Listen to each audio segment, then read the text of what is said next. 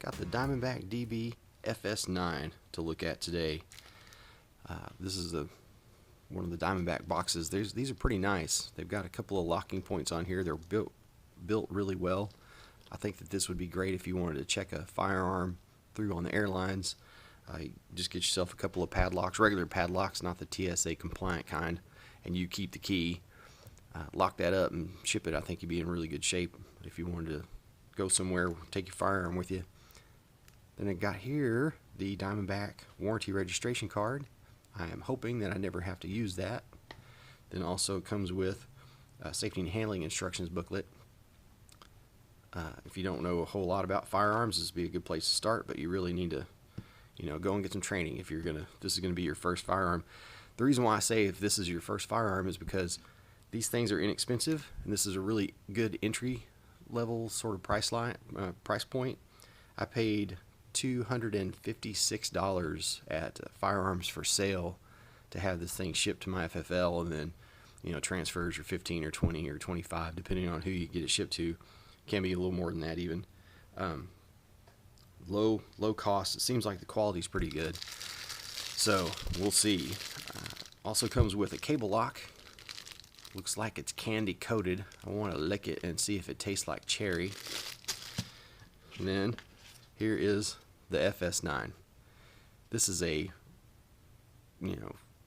standard polymer pistol. It looks just like, well, I won't say it looks just like any other polymer pistol. It seems to be constructed like every other polymer pistol that's out there. It is polymer frame. Got your little split trigger safety. It's got a lot of rail with a dust cover that goes all the way to the front. This could be, you're supposed to be able to slip these into any Glock 17 holster, I believe is what it is. I tried it out in a holster that I've got for an XD, a 5-inch XD, and it doesn't fit because this dust cover goes all the way out and the rail goes all the way out to the end of the barrel, because those 5-inch XDs only have a rail out to about here, and then they've just got the slide extends out that far. So anyway, if you're looking for a holster, I'm going to be trying to find one for this here pretty soon, so I'll do a review on holsters that I look at. It's got a lot of serrations in front. You can do press check if you wanted to, just for everybody who wants to see. Just to reassure you, nothing in the magazine. I'll just leave that out. We'll talk about that magazine in just a minute. Nothing in the chamber, so we're good to go there. I'm gonna put this back just because I think it needs to see it. You need to see it. The magazines, 15 round. These are made. This particular one is made by Act Mag in Italy. It is essentially the body is a duplicate of a M9 mag or a 92FS mag. I've got one of those right here, so you can kind of see that. There's a bunch of videos out there on YouTube already about people have taken M9 mags and modified them. You can see if you look right there that the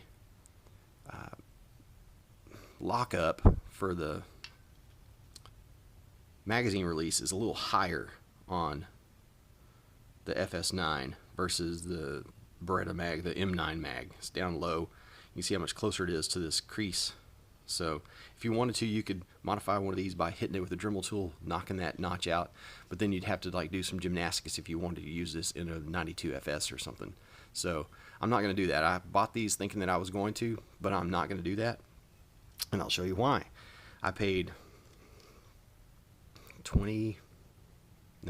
this magazine I paid, I think, $28 for, because it's 18 round and it comes with a +2 on the bottom of it to make it a 20 round. This will fit in the Diamondback, so there's not a problem with it. You just end up with a big gap at the bottom. It'll go in, but you end up with that, which I don't know. I don't really like it. So I was like, surely there is a better solution, and I found that solution by going to shopdiamondback.com. Look at that. The 4 magazine value pack. This set of 4 was $75 plus about $5 shipping, so that comes out to around $20 a piece.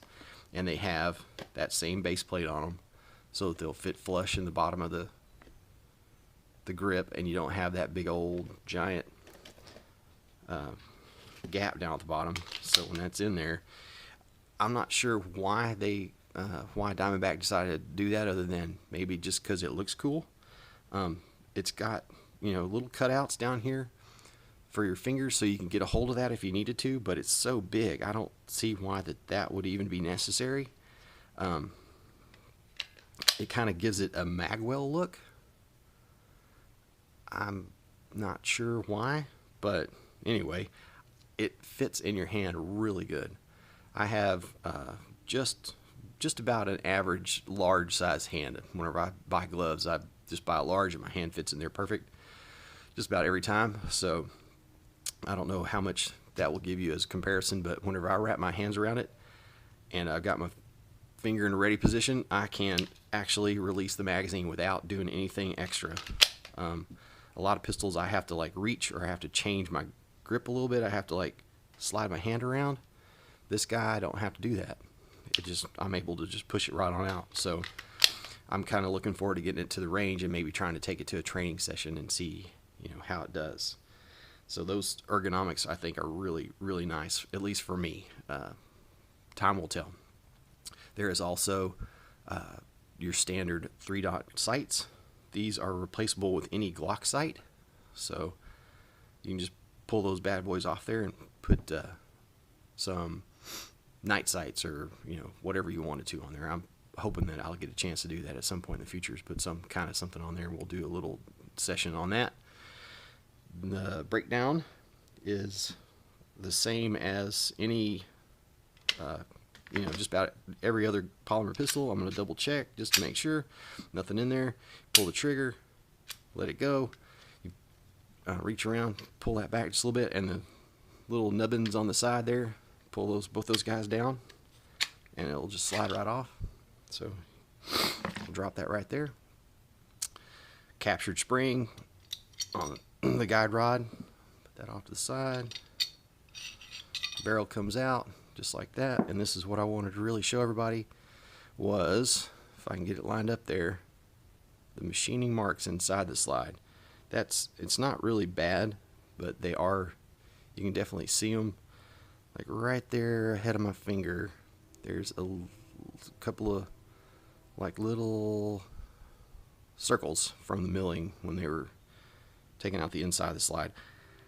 I would guess that, you know, of course it's not an issue. It's cosmetic only on the inside. Nobody's ever going to see that except for the person who takes this apart to clean it, or the gunsmith, if the you know, the gunsmith that Diamondback has to look at it. If I can pay $100 less for a gun and have that inside, I don't really care. So long as it's reliable, does not matter to me. Now, one of the things that really interests me is this guy right here. I don't know if you can see that on camera. I may have to take a still. There's like a couple little nicks in this where the sear slides, I think is where that is. And then, you know, back here's where your striker lines up. This I'm not so sure about. We'll have to see what happens with that. There's just a little bit of a tweak on the sear back here from that. So if that wears down and it turns into be, you know, no big deal. The sear is not super sharp on that edge because that's got like a little dink in it. We'll see what happens with that. So it goes back together just like every other, you know, pistol. Oh, you got to have the right parts together. Throw the barrel in. Get your guide rod lined up. Push that in and drop it in the slot. There's a perfect little place for it right there. Not the high one, the low one, in case you've never done this before. Got some really long guide rails, all steel, just like that. So you can also see there is a cocking indicator back here. This is actually the back part of the striker, protrudes out the back. So if you did have that opportunity, like an XD and several other pistols, you would be able to feel that with your thumb. Whenever that drops, you can actually it's just a hole under your thumb right there. So also there's a window for checking to see if there's some brass in there. So if, instead of doing a press check, which is what I seem to prefer, you can actually just look down in there like an M&P. A lot of the M&Ps are cut out the same way. So pretty nice little pistol. I think that covers everything that I wanted to cover. 15 round magazines, I think I said that. Glock sights, trigger safety. Yeah, I think I hit them all. That's what I wanted to do today. So I love these. I love the way this thing looks. I'm looking forward to getting out to the range. I'll let you guys know exactly how it performs. I'll try and shoot some video whenever I do that, and I'll bring a target and we'll see. Maybe I'll shoot another pistol at the same time so you can kind of see how much it's me and how much the gun. So appreciate you watching. Thanks a lot, and subscribe. Thanks.